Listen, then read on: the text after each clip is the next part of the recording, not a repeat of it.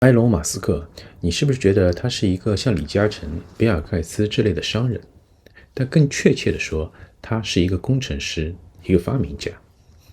别的企业家在企业发展到一定程度之后，都在做市场、做管理、做客户，而马斯克80%的时间都投入在工程与设计上面。他名义上是 SpaceX 和特斯拉的首席执行官，但他干的工作其实是首席工程师。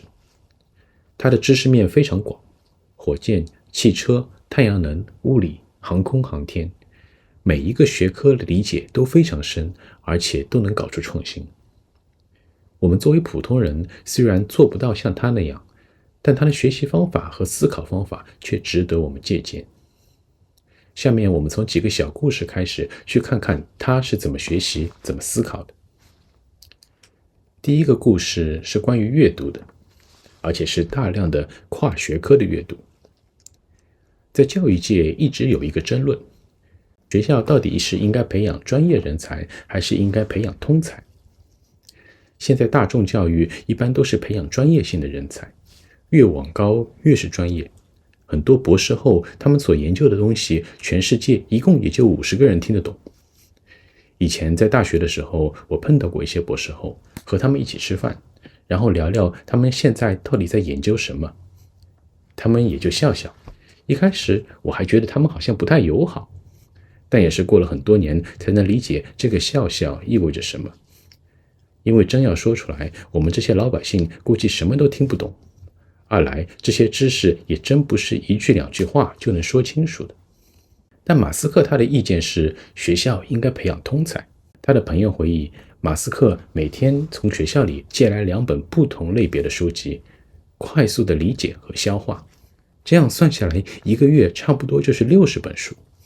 而我们普通人一个月读完1本书就非常难，非常了不起了。他曾经说过，如果一个火箭科学家只懂得如何制造火箭，那他是做不出最优秀的火箭的。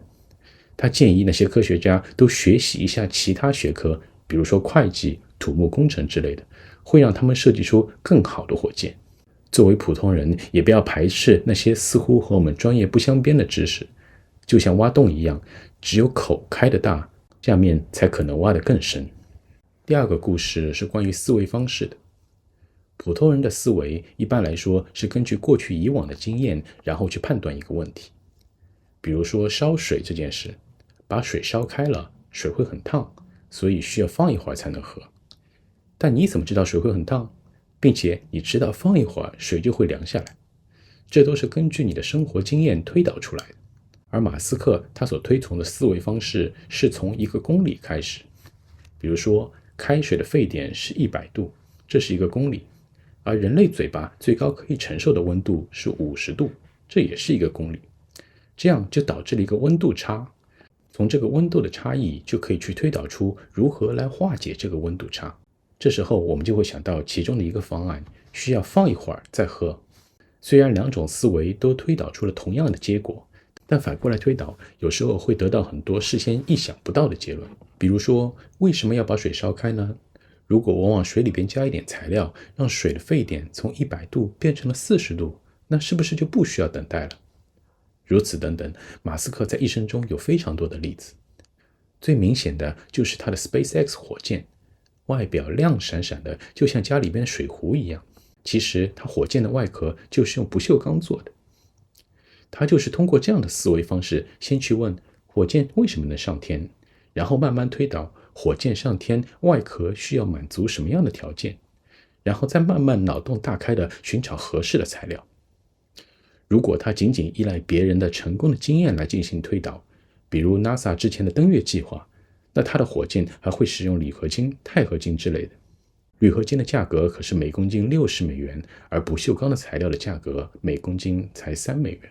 还有一个例子就是他特斯拉汽车的电池也是利用了这种思维，从电池生产的原料工艺开始，一切东西把这些原理都理顺了，然后让他手下的工程师去解决最重要的问题。